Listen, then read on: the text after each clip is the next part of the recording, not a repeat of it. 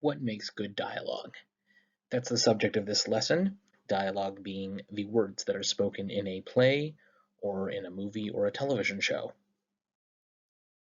When we talk about dialogue, we need to be very careful about what the purpose is.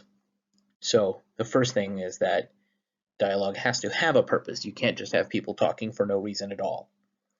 And then secondly, when we're talking about reasons for dialogue, you have to make sure that dialogue is serving the scene. You're trying to create a scene, a story, a miniature story. So the dialogue, the words that are being spoken, have to take the scene somewhere. And then, of course, we want to try and reveal information about the character. When the person talks, they have to have a personality. They have to speak in a certain type of way that's different than every other character. Each of us speaks in our own voices and we have our own ways of speaking. So when we write, we want to try and write the dialogue so that each person speaking sounds different from the other. And then, of course, we don't want to tell everything. We want the audience to try and, you know, guess some things. We want to leave things to mystery. So you don't want to just tell everything that every character is feeling all the time. You have to be subtle about it. It's not easy, but if you keep in mind that dialogue is about having a purpose, I think you'll be fine. With writing dialogue, you always want to keep in mind conflict. That is the main thrust of all drama. There's got to be something that one character wants and the other character doesn't want that character to have it. So when you have two or more characters that are working against each other, that's going to be the best kind of dialogue.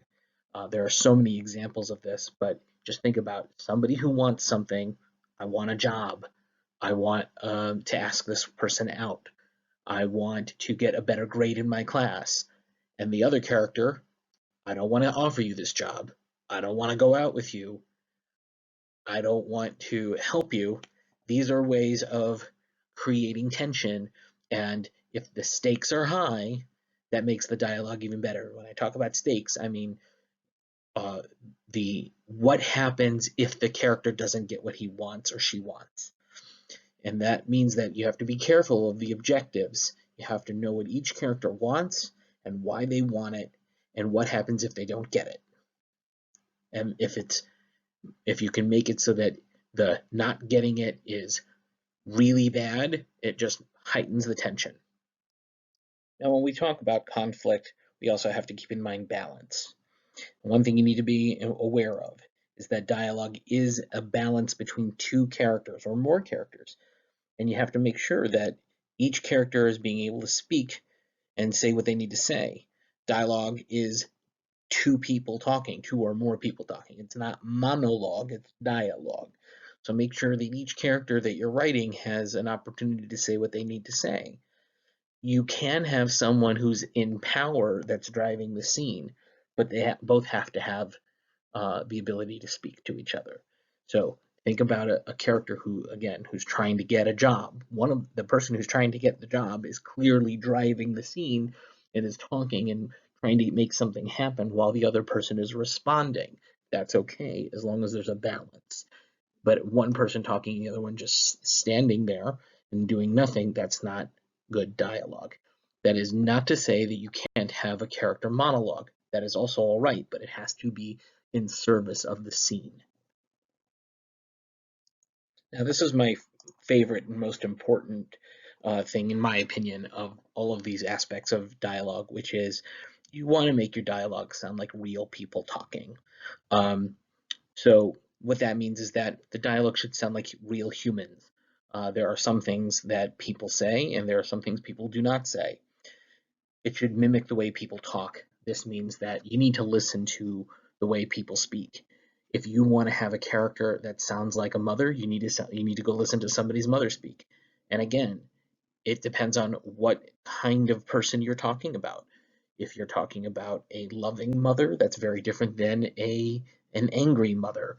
So you need to think about the way people actually speak. And one of the things that people actually do when they speak is that they have to have ways of doing things that ways of speaking that sound real to us. So like I just did, I stopped in the middle of a sentence and had to gather my thoughts as to what I was going to say. Um, when we have dialogue, people speak over each other all the time. People begin a sentence and then they don't finish the sentence.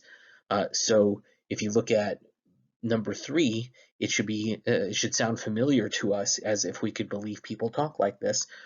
You need to keep in mind that people go and they don't really know what to say sometimes. They have those uhs and things in the middle of it. You want things to sound as real as possible. And very rarely do we actually say somebody's name before we talk. It's very rarely that we say, George, how are you today, George?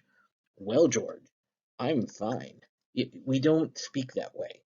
So if you're going to say a character's name, you have to find a much more natural way of the character's name being said, and say it once and then get rid of it and don't say it again.